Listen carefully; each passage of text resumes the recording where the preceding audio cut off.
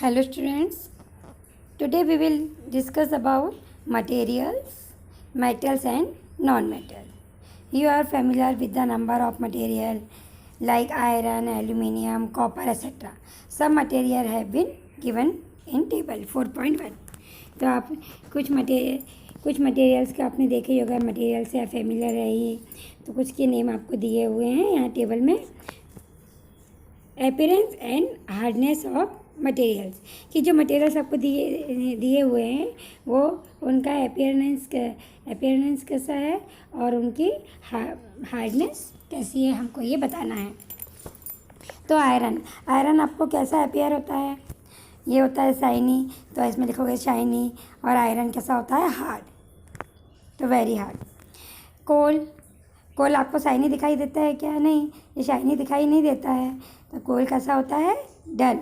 और कोल जो होता है वो हार्ड नहीं होता है, तो हम लिखोगे नॉट वेरी हार्ड। इस तरह से आपको टेबल कंप्लीट करना है।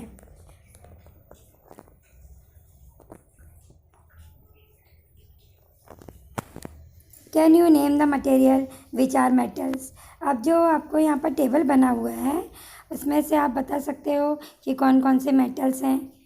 The rest of material in table 4.1 are non metals. आप यहाँ पर मटेरियल का नाम बता दोगे तो इसके बाद में जो मटेरियल्स बचेंगे वो कौन से होंगे? Non metals. Metals can be distinguished from non metals on the basis of their physical and chemical properties. तो मेटल्स और नॉन मेटल्स को हम उनकी फिजिकल एंड केमिकल प्रॉपर्टीज़ के बेसिस पे क्या कर सकते हैं? उनको हम डिस्टिंग्विश कर सकते हैं। Recall that lustre and hardness are physical properties. Lustre and hardness ये भी क्या होती है? जो मटेरियल्स है उनकी फिजिकल प्रॉपर्टीज़ होती हैं। Physical properties of metal and non metal. Have you ever seen a black Smith beating an iron piece or an articles made up of iron like a spade, a shovel, an axe, है ना? आपने देखा होगा ना, जो black Smith है वो क्या करता है? आयरन के पीसेस को हैमरिंग करता है, बीट करता है, उसको बीटिंग करता है और उससे क्या बनाता है? स्पेड, शॉवेल, एक्स वगैरह बनते हैं। Do you find a change in shape of this articles on beating? अब ये जो आर्टिकल्स हैं इनको बीटिंग करके क्या हम इनका शेप चेंज कर सकते हैं? Would you expect a similar change if we try to heat a piece of coal? अगर आप जो कोल है इसके पीस को हीट अप करोगे तो क्या दोनों में सिमिलर चेंज होगा?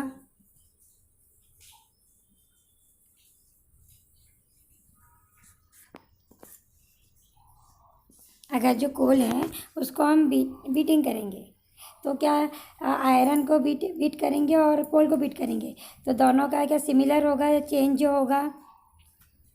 अब यहाँ पर आपको एक्टिविटी 4.1 दी है। इसमें आपको क्या करना है? Take a small iron nail लेना है, a coal piece, a piece of thick aluminium wire and a pencil lead. तो आपको 4 चीज़ें लेना है: iron nail, coal piece, aluminium wire and pencil lead. Beat the iron nail with a hammer. आप क्या करोगे? जो आयरन नेल है उसको आप हैमर से बीट करोगे। Process: try to hit hard the aluminium wire also. Aluminium wire को भी हम क्या करेंगे? हिट करेंगे। Then repeat the same kind of treatment on the coal piece and the pencil lead। और सेम ट्रीटमेंट कोल piece को और पेंसिल लीड को भी करेंगे। मतलब कोल जो है और पेंसिल लीड है उसको भी हम क्या करेंगे? हैमर से बीट करेंगे। Record your observation in table 4.2। अब जो आपका ऑब्जर्वेशन है उसको आपको क्या करना है? इसमें आपको टेबल में नोट करना है। Iron nail change in shape, अगर बीट करेंगे तो आयरन नेल का जो शेप होगा वो चेंज होगा। कोल पीस, अब जो शेप चेंज होगा तो फ्लैटन होता है या ब्रेक इनटू पीसेस में होता है। तो आयरन नेल को आप बीट करोगे तो क्या होगा? ये फ्लैटन हो जाएगा, फ्लैट हो जाएगा।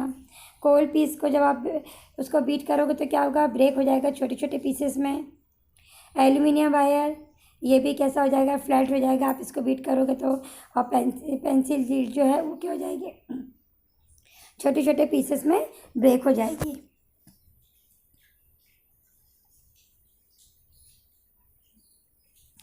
You saw that the shape of iron nail and the aluminium wire change on beating. If they were beaten harder, this could be changed into sheet. अगर हम इसको बहुत ज़्यादा हार्डन इसको बीट करते हैं तो एक इसमें चेंज जाता है, एक शीट में चेंज हो जाता है। You might be familiar with silver foil use for decorating with seeds. देखा होगा जो सीड्स होते हैं वो डेकोरेट होके आते हैं सिल्वर फॉइल से। You must also be familiar with the aluminium foil. Aluminium foil भी सबको पता है ना, जिसको फूड को रैपिंग करने में यूज़ करते हैं। The property of metal by which they can be beaten into thin sheet is called malleability. तो मेटल की ऐसी प्रॉपर्टीज़ जिसमें हम उसको बीट करके शीट में कन्वर्ट करते हैं, इस प्रॉपर्टीज़ को हम क्या बोलते हैं, malleability.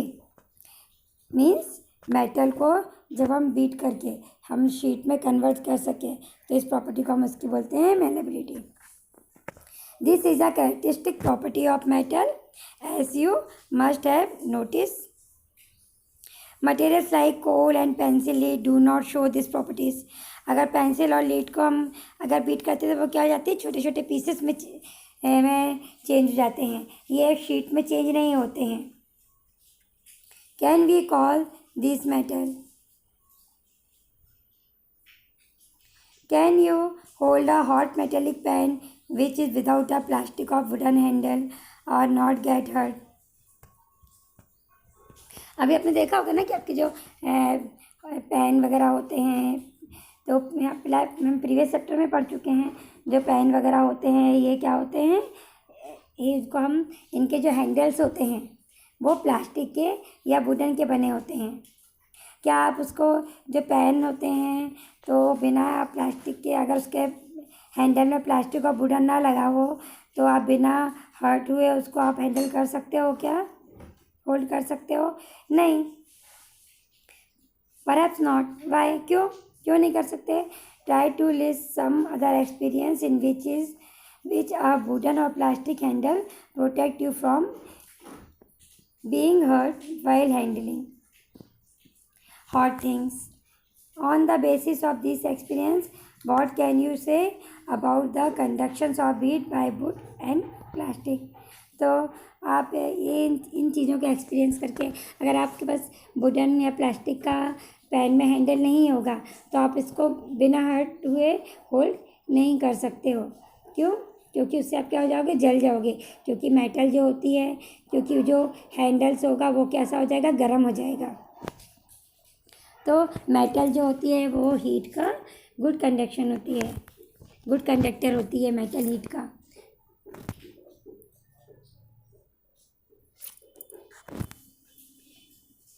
You must have seen an electrician using his screw driver, है ना। देखा होगा आपने इलेक्ट्रिशियन जब स्क्रू ड्राइवर का यूज़ करता है। What kind of Henle does it have? Electrician को आपने स्क्रू ड्राइवर का यूज़ करते हुए देखा होगा। उसका हैंडल किस तरह से, किसका बना होता है और क्यों बना होता है ऐसा? Activity 4.2 recall how to make an electric circuit to test whether electricity can pass through an object or not. तो यहाँ पर हम इलेक्ट्रिक सर्किट में देखेंगे कि किस तरह से उसमें इलेक्ट्रिक करंट पास होता है, कौन से ऑब्जेक्ट से इलेक्ट्रिक करंट पास होता है और कौन से ऑब्जेक्ट इलेक्ट्रिक करंट पास नहीं होता है। कुछ ऑब्जेक्ट ऐसे होते हैं जो इलेक्ट्रिक करंट को पास होने देते हैं, कुछ ऑब्जेक्ट ऐसे होते हैं जो इलेक्ट्रिक करंट को पास नहीं होने देते हैं और सर्किट को कंप्लीट नहीं करते हैं।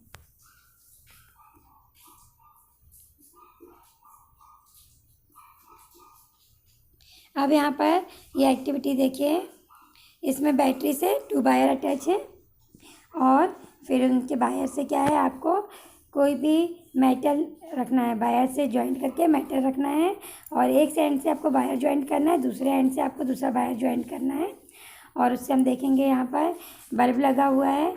ये मटेरियल जहाँ पर आयरन नेल लगा हुआ है, आयरन नेल अगर हम वायर में जॉइंट करेंगे तो बल्ब ग्लो होता है। और दूसरे मटेरियल हम यूज़ करेंगे, किसी किसी को यूज़ करने पे बल्ब ग्लो होगा, किसी को यूज़ करने पर बल्ब ग्लो नहीं होगा। यहाँ पर आपको मटेरियल्स दिए हैं, आयरन रॉड दिया है या नेल्स दिया है, sulphur, coal piece and copper wire. Iron rod को हम यूज़ करेंगे इलेक्ट्रिक सर्किट को कंप्लीट करने के लिए, तो जो बल्ब होगा वो ग्लो हो जाएगा। तो इससे हमको पता चलेगा कि जो आयरन नेल्स होता है वो गुड कंडक्टर होता है इलेक्ट्रिसिटी का। सल्फ़र और कोल पीसेस को अगर हम रखेंगे और वायर से कनेक्ट करेंगे तो जो बल्ब डज नॉट ग्लो। क्यों? क्योंकि बल्ब उसमें इलेक्ट्रिक करंट पास नहीं होगा, मीन्स ये इलेक्ट्रिसिटी के पुअर कंडक्टर होते हैं। कॉपर वायर को हम यूज़ करेंगे तो फिर बल्ब फिर से ग्लो हो जाएगा। तो इससे हमको पता चलेगा कि कॉपर वायर जो होता है वो इलेक्ट्रिसिटी का गुड कंडक्टर होता है। You observe then that iron rod, nail and copper wire are good conductor, while rolled sulfur piece and coal piece are poor conductor.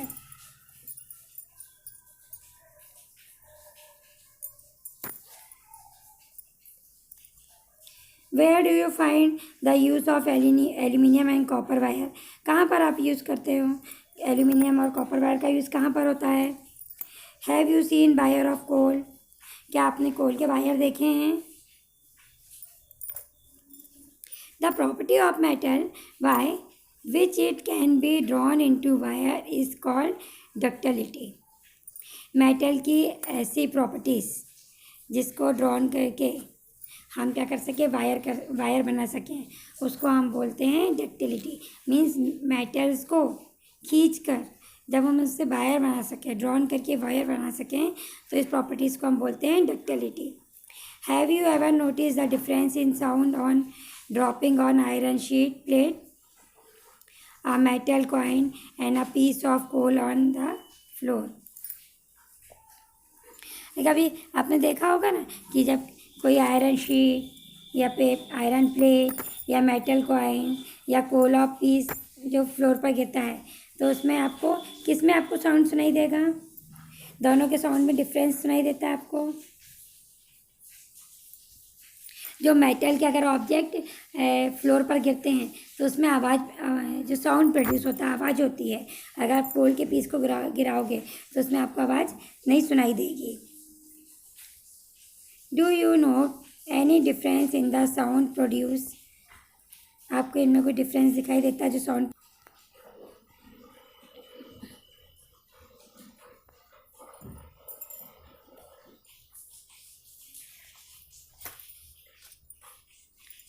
Have you seen wooden bell in temples, bells? तो can you give a reason? आपने जो temples में wooden bell देखा है? नहीं। क्यों? इसका क्या रीज़न है? The things made of metals produce a ringing sound when struck hard. तो जो मेटल्स होता है, ठीक है, ये क्या करता है,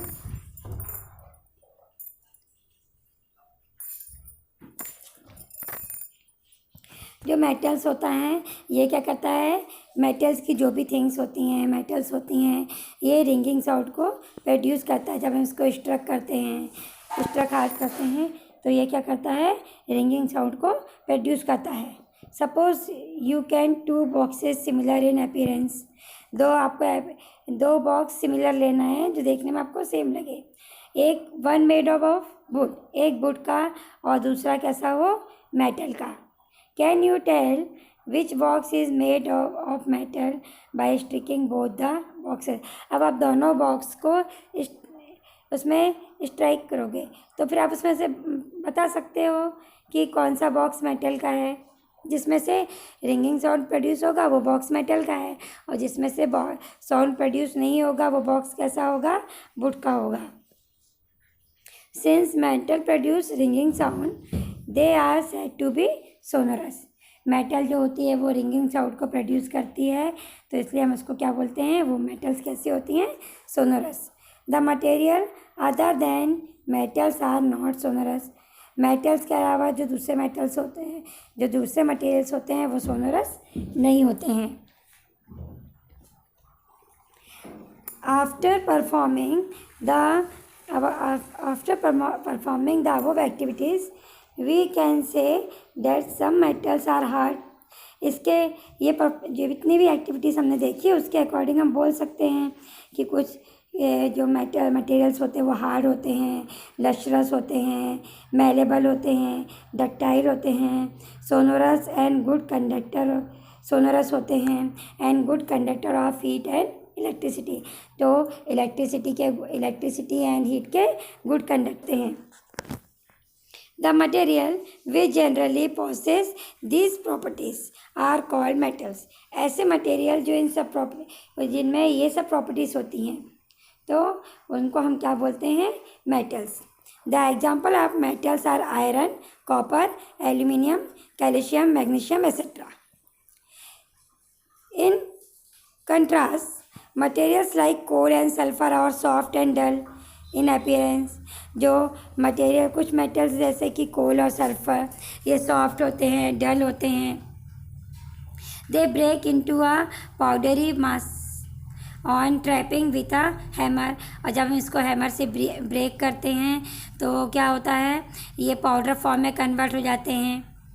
दे आर नॉट सोनोरस. ये सोनोरस नहीं होते हैं और पुअर कंडक्टर होते हैं हीट एंड इलेक्ट्रिसिटी के. This material are called non metals. The example of non metals are sulphur, carbon, oxygen, phosphorus etcetera.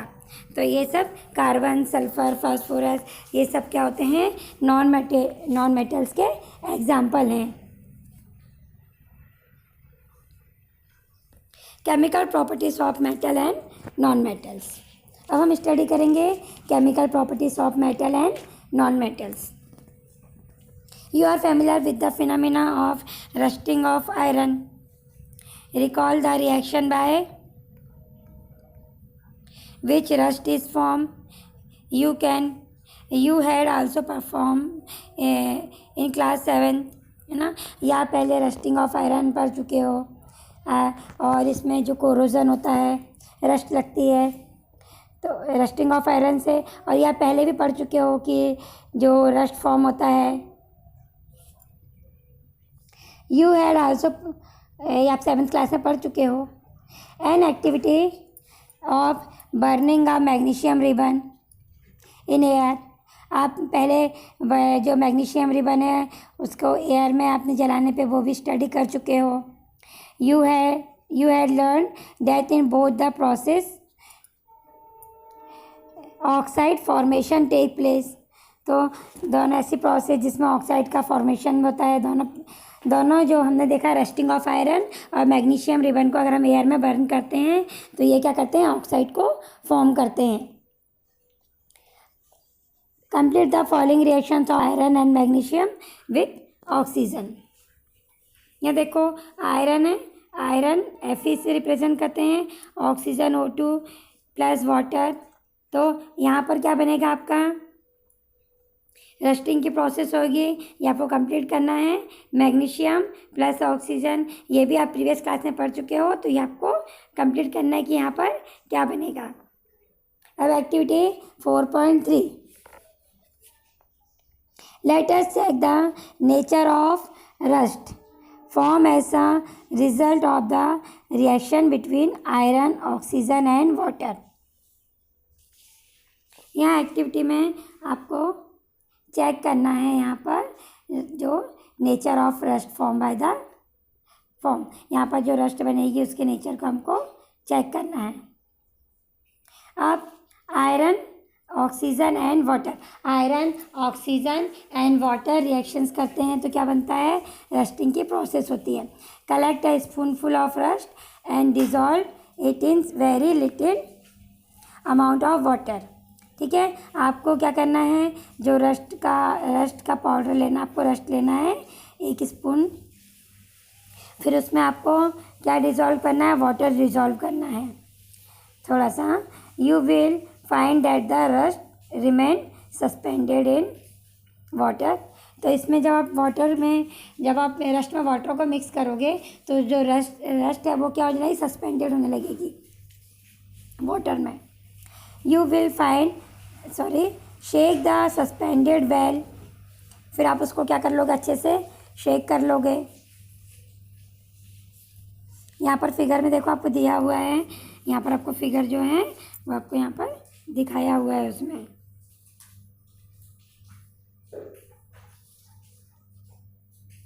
Is the solution acidic और बेसिक। फिर आपको यहाँ पर लिटमस पेपर से आपको देखना है, देखो रस्ट का आपको कैसा रस्ट सोल्यूशन बना हुआ है। फिर आप इसको लिटमस पेपर से चेक करोगे कि जो लिटमस है, जो आपको लिटमस पेपर आपका दोनों लिटमस पेपर लोगे रेड और ब्लू, फिर इसमें आपको किस में आपका रिएक्शन दिखाई देती है वो देखना है आपको।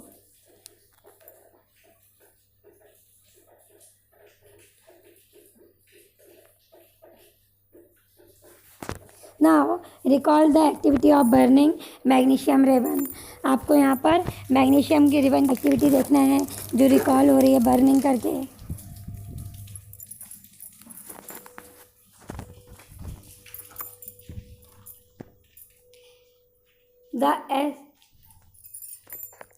The ash obtain by burning magnesium ribbon it dissolve in water. यहाँ भी आपको ऐसे ही करना है।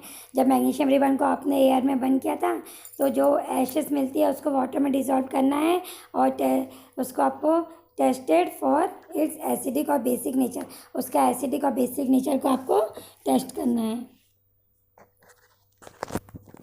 इन द सोल्यूशन एसिड और basic how do you ascertain this. तो जो सोल्यूशन एसिड है या बेसिक है ये आपको क्या करना है, उसे फाइंड आउट करना है। You must have observe that the red litmus paper turn blue, so oxide of magnesium is also basic in nature. जब आप इसमें लिटमस पेपर से आप इसका टेस्ट करते हो तो जो आपका रेड लिटमस पेपर है वो ब्लू में कन्वर्ट हो जाता है। तो इससे हमको ये फाइंड आउट होता है कि जो मैग्नीशियम का ऑक्साइड होता है वो कैसा नेचर का होता है, बेसिक नेचर का, क्योंकि बेस क्या करता है, basic nature red litmus paper को ब्लू में कन्वर्ट करता है। In general metallic oxide are basic in nature.